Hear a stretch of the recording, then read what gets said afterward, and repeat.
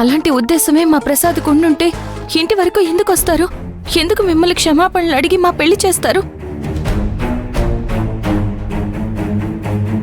మా ప్రసాదు ఎలాంటి తప్పు చేయలేదు బావగారు, దయచేసి అర్థం చేసుకోండి. అవసరం లేదు.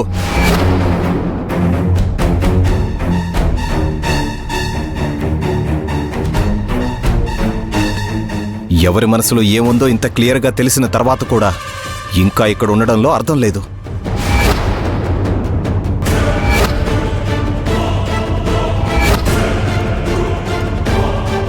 అలేఖ్య, బావా పద వెళ్దాం. అమ్మా అలేఖ్య, నువ్వన్నా చెప్పేది వినకుండా ఏంటమ్మా? ఏం వినాలి, ఎలా ఆగాలి? కళ్ల ముందు సాక్ష్యం కనిపిస్తూనే ఉంది కదా. అది చాలదన్నట్టు ఈ ఇంటికొచ్చాక ఆయన ఎప్పుడైనా కుటుంబ పెద్దగా గౌరవించారా? అదే మా ఊర్లో మా ఇంట్లో ఉంటే ఆయన విలువ ఏంటో తెలుసా? ఊరంతా వచ్చి ఆయన ముందు నిలబడుతుంది.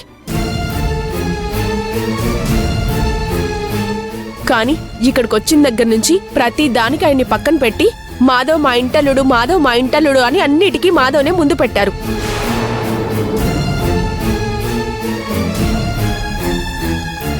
ఎంత తమ్ముడి మీద ప్రేమున్నా నలుగురు ముందు ఆయన్ని తక్కువ చేసి చూస్తుంటే ఆయన మనసుకి బాధ అనిపించదా? ఇక దాని గురించి మాట్లాడుకోవాల్సిన అవసరం లేదా లైక్య, వెళ్దాం పదా. అన్నయ్య, ఎరా, నీకు ఇక్కడే ఉండాలనిపిస్తే ఉండిపో. నేనైతే ఉండాలనుకోవట్లేదు. చెప్పింది అర్థం చేసుకో రాఘవా. ఇంకా అర్థం చేసుకోవడానికి ఏం మిగిలింది? అర్థమైంది, బాగా అర్థమైంది. మీ మనసులో ఏముందో, ఎందుకు నా తమ్ముణ్ణి ఈ ఇంటికి అల్లుడుగా చేసుకున్నారో, ఎందుకు మీరు మమ్మల్ని బలవంతంగా ఈ ఊరి వరకు పిలిపించారో వచ్చినప్పటి నుంచి అన్నీ అర్థమవుతూనే ఉన్నాయి. ఇంత వివరంగా అర్థమయ్యాక కూడా ఇంకా ఇక్కడే ఉండమంటే నా అంత అమాయకుడు ఇంకెవరు ఉండరు. అలాగే పద.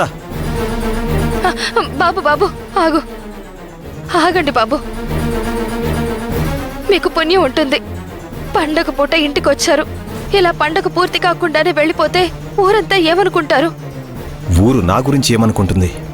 మీ గురించి అనుకుంటుంది గాని అసలు నేనెవరిని ఈ ఊరికి? ఇది మీ ఊరు, మీ ఇంటి అల్లుడు, మీ ఊరెల్లుడు. మీరే చెప్పారుగా, మేం వెళ్ళేంత మాత్రాన మీకొచ్చే నష్టమేమీ లేదు. మాధవ, పదరా.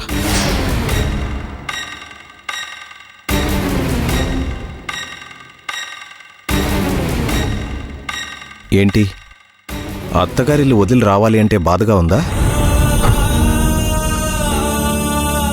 ఇదేగా హరిప్రసాద్ నీకు కావాల్సింది? నేను పిలుస్తుంటే నా తమ్ముడు అడుగు కూడా ముందుకు వేయకుండా ఆలోచిస్తున్నాడు అంటే వాణ్ణి మార్చేశారు కదా. మా ఇద్దరి మధ్య దూరానికి పునాదులు వేశారు కదా, అంతేగా? మాకు అలాంటి ఉద్దేశమే లేదు రాఘవ. చెప్పేది అర్థం చేసుకో. వద్దు బాబు, శుభమా అంటూ పెళ్లి చేసుకుని మొదటి పండక్కి మా ఊరొచ్చారు. ఇంటల్లుడు ఇలా మధ్యలో వెళ్ళిపోవడం మాకు మంచిది కాదు. అది మీకు కూడా అపశకునమయ్యా. శుభం కలగాలన్న కోరిక మీ మనసులో లేనప్పుడు అశుభం కాక ఏం మిగులుతుంది? ఇక్కడుండి అవమానాలు పడాల్సిన అవసరం నాకు లేదు. రే మాధవ, నేను బయలుదేరుతున్నాను. రావాలనుకుంటే నువ్వురా, లేదంటే ఇక్కడే ఉండిపో. నాకు ఎలాంటి అభ్యంతరం లేదు. అలక్య, పద. రాఘవ, చెప్పింది అర్థం చేసుకో. రాఘవ, మాట విను బాబు, నీకు పుణ్యం ఉంటుంది. 7 రోజులు అయిపోకుండా అలా పొలిమేర దాటకూడదు బాబు. రాఘవ, ఏమండి, మీరేం మాట్లాడరేంటండి? వెళ్ళి వాళ్ళని ఆపండి.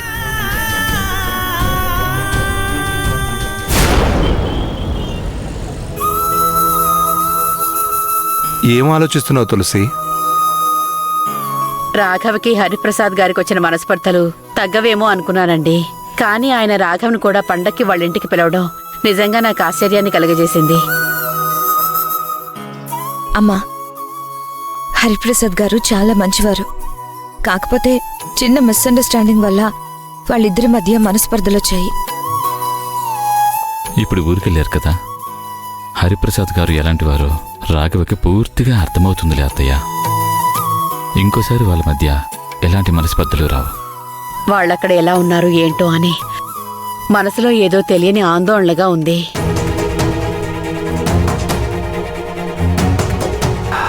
మాధవ్తో నిన్న కూడా మాట్లాడాను తులసి. అక్కడంతా బాగానే ఉందంట, ఆనందంగానే ఉన్నారు. నువ్వేం ఆందోళన పడకు. అది నిన్నటి మాట. ఈరోజు ఫోన్ చేసి అడగాల్సింది. మాట మారిపోయి ఉండేది.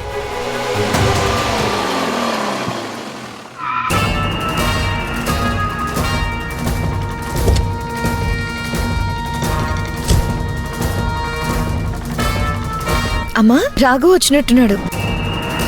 అదేంటి వస్తున్నామని ఒక్క మాట కూడా చెప్పలేదు?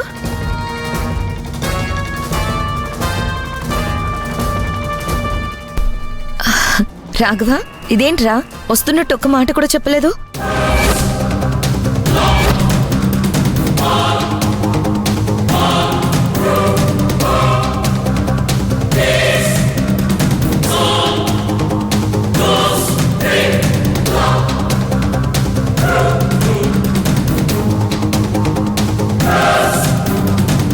అవును, మాధవ భూమియరి మీతో పాటు రాలేదా?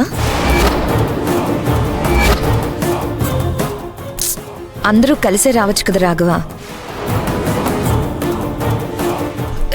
రాఘవ,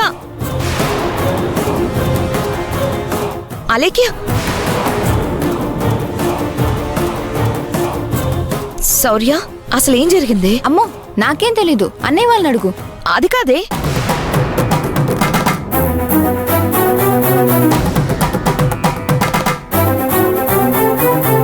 అక్కడ పెద్ద అగ్నిపర్వతమే బద్దలైనట్టుంది. ఇప్పుడు ఇంట్లో ఎవరిని దహించేస్తుందో చూడాలి. ఏంటి మహా, రాఘవ్ ఎందుకలా ఉన్నాడు? మాట్లాడకుండా వెళ్ళిపోయాడేంటి? అదే నాకు అర్థం కావట్లేదమ్మా. రాఘవని చూస్తుంటే చాలా కోపంగా ఉన్నాడని మాత్రం అర్థమవుతుంది మహా. కారణం ఏమై ఉంటుంది? ఉన్న పళ్ళంగా ఎందుకు వచ్చేశారు? మళ్ళీ అక్కడ ఏమైనా గొడవ జరిగి ఉంటుందా? మాధవ్ని అడుగుదామా? మాధవ్ అక్కడున్నాడు కదమ్మా. ఇప్పుడేం వద్దు. ఏం జరిగిందో రాఘవ్ చెప్పకపోతే అప్పుడు మాధవ్ని అడుగుదాం.